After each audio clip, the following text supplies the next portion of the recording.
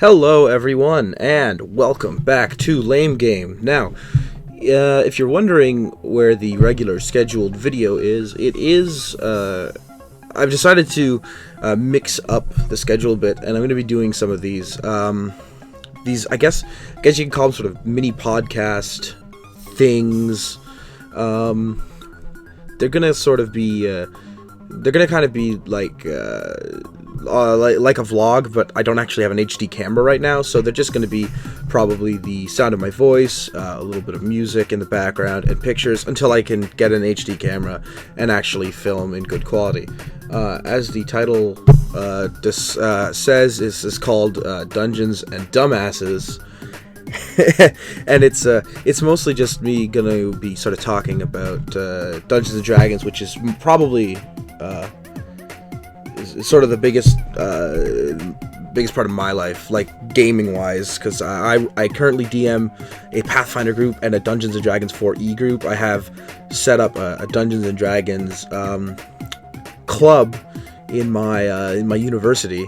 If any of you know about University Toronto Scarborough campus, check us out, or UTSC Dungeons & Dragons. So if this is a little bit awkward, I kind of just want these to be a little bit natural, so there's not going to be a lot of script to it. It's just going to sort of be my talking about things. Some of these are going to be opinions on certain monsters or certain experiences. It's going to vary from episode to episode. These are going to be random. They're just going to be sort of spliced in randomly when I'm in the middle of doing, another series. But this is going to be sort of the first one. If it's a little bit low quality, I apologize for that. And if you're still with me, I'm going to get to today's topic. So I figured, to a little backstory on this, I've been playing for about 5 years, and by playing I mean dungeon mastering, and it's been kind of on and off. I used to play for like the first few years, like maybe once or twice a year. It wasn't a lot. The last 2 or 3 years I've been playing relatively regularly. I found a really good group.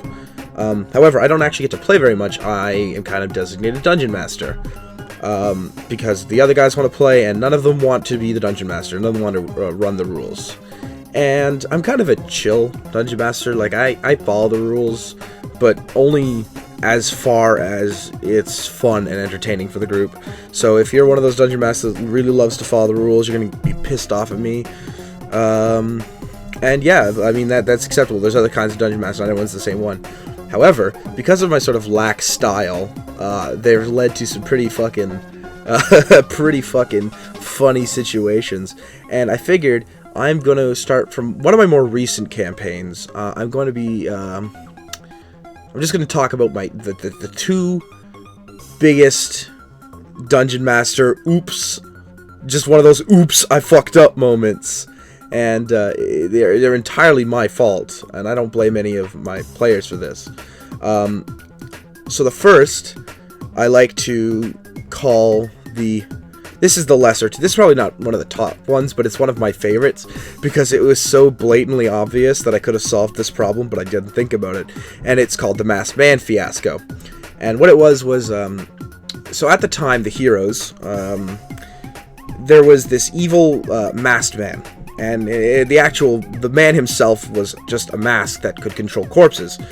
And he hated the king of this kingdom.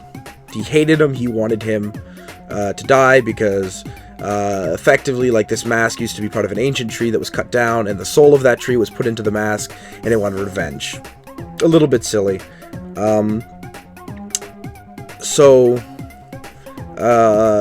What happened was the players decided they were going to turn in for the night, and then I just cut straight in that the top half of the tavern they were in was ripped off, and the masked man showed up, and he was riding a necrotic dragon, or a black dragon. I call it necrotic dragon because it wasn't actually a black dragon.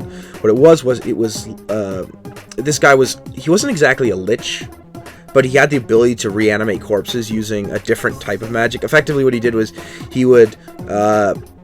he collected seeds because he had nature magic, and he would place them into corpses. The roots would grow through the bodies, and they would look like zombies, but they weren't really zombies.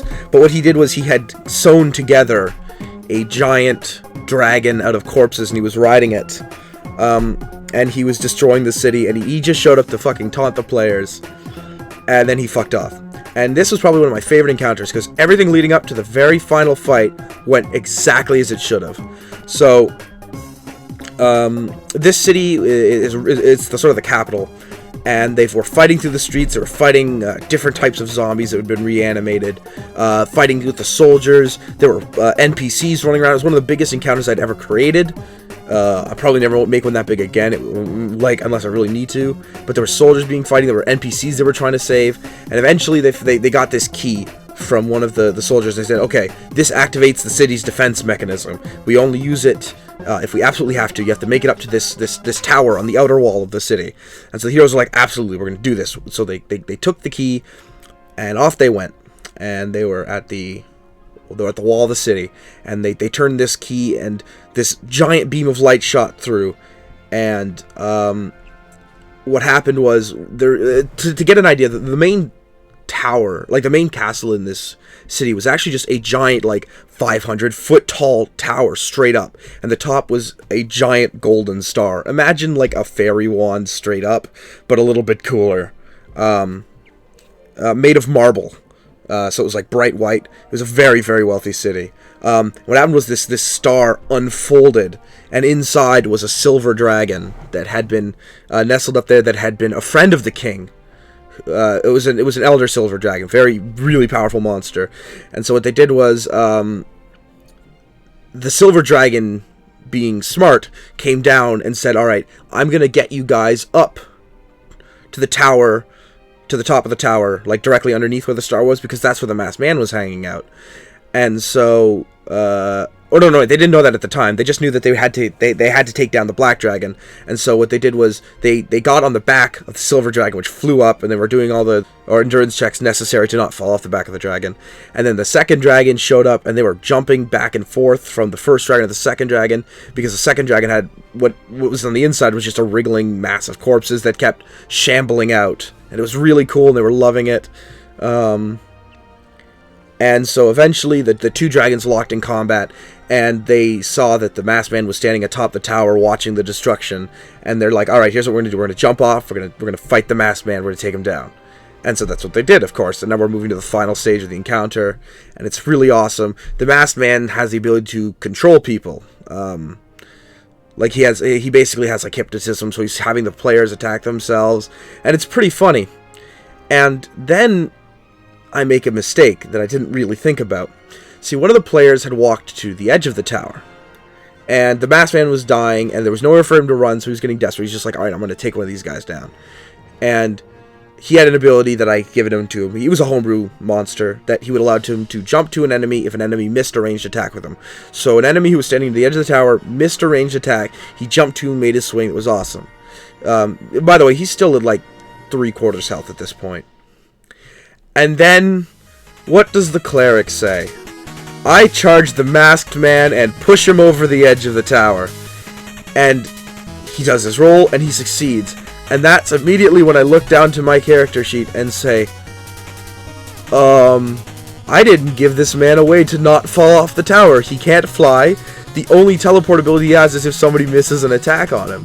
So, he just falls off the fucking tower, 500 feet down, takes all the damage from that encounter over, and I put a fucking slap to my face because I'm like, oh, fuck, I didn't think about that. And so now, if ever they are fighting an enemy on a tower, there is a guardrail, or alternatively, there is it's not a tower. I avoid them at all costs. And so yeah, that's pretty funny. We often bring that up when they're fighting people in high places. And yeah, it's definitely one of my biggest oversights, was giving that boss that ability and not thinking about it. Alright, so the second one, this is amazing, because this was a series of events that spanned over 2 years.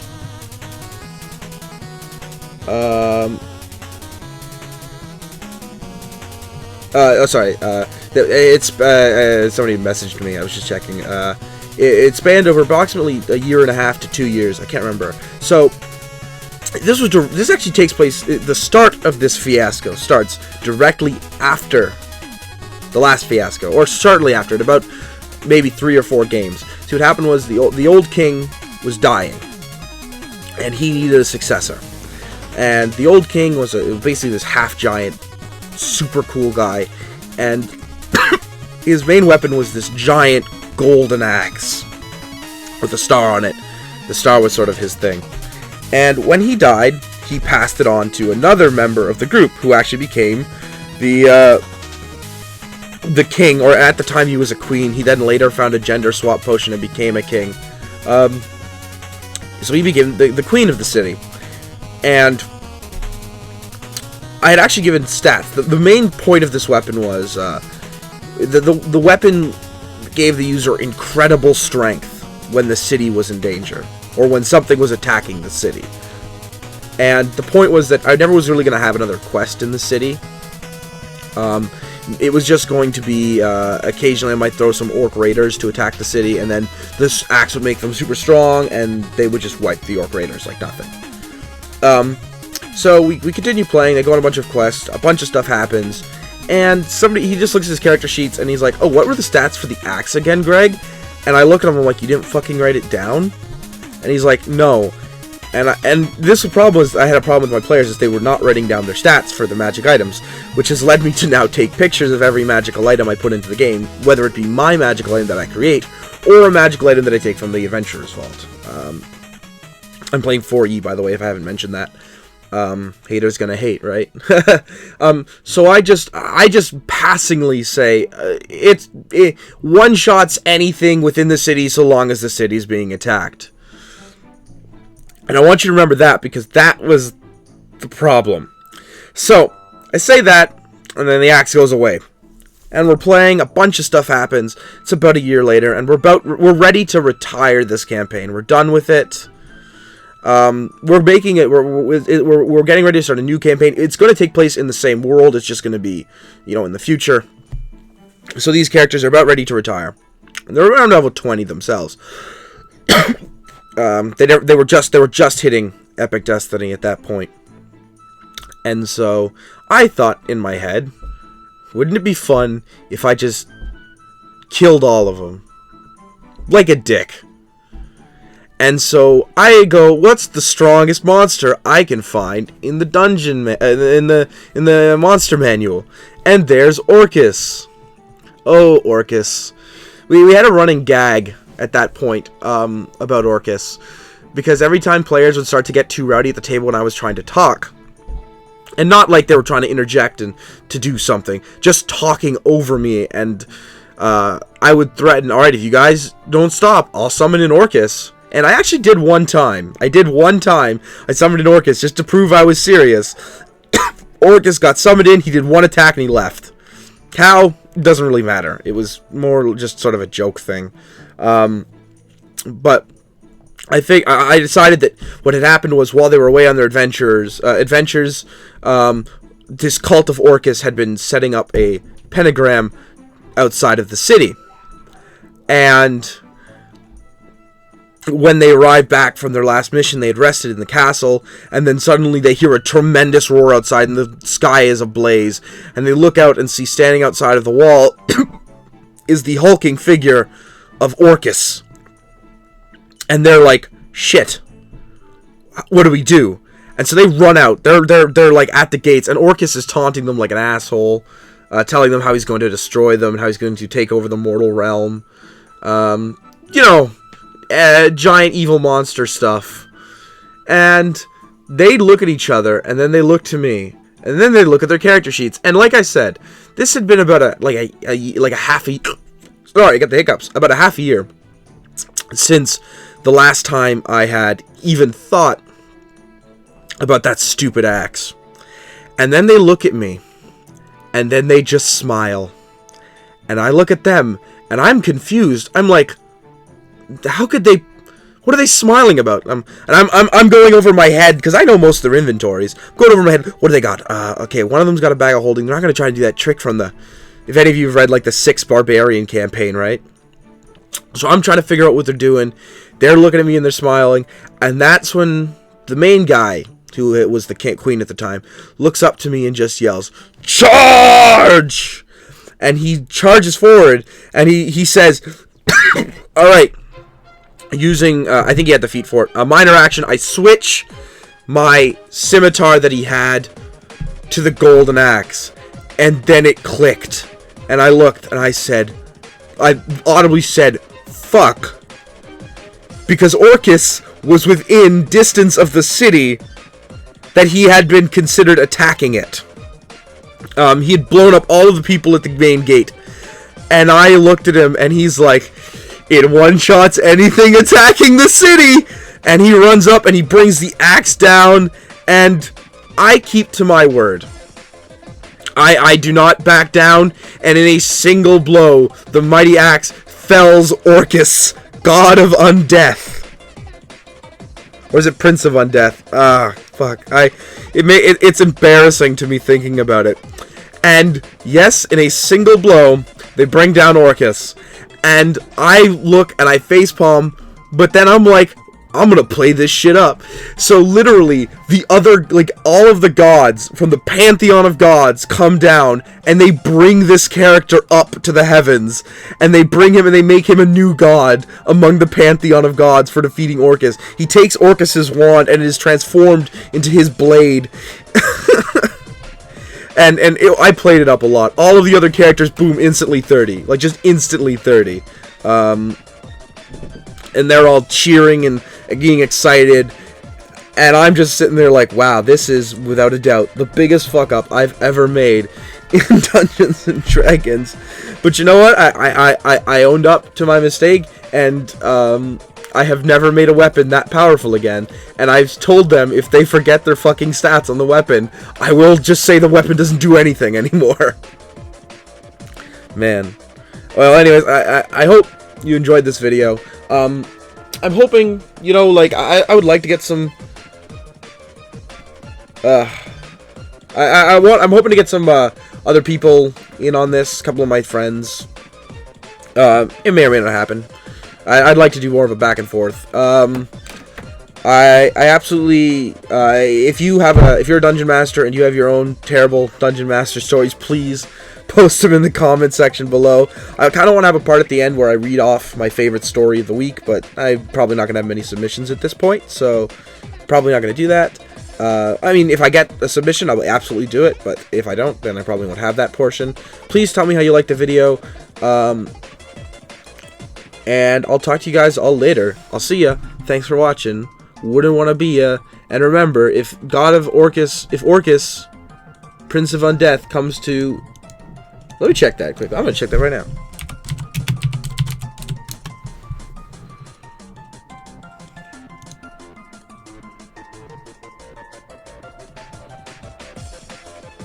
Oh yeah, it's Orcas is a Prince of Undeath, not a God of Undeath. I keep calling him the God of Undeath, but it doesn't matter. Yeah, Demon Prince of the Undead. I think... Oh, that's the Pathfinder. Anyways, I don't care. Point is, it was Orcas. And I'll put a picture up of him. Anyways, please, if you like the video, please like, comment, and subscribe. You know, it really helps the channel grow. And, I'll see you guys all in the next video. Talk to you later. Peace.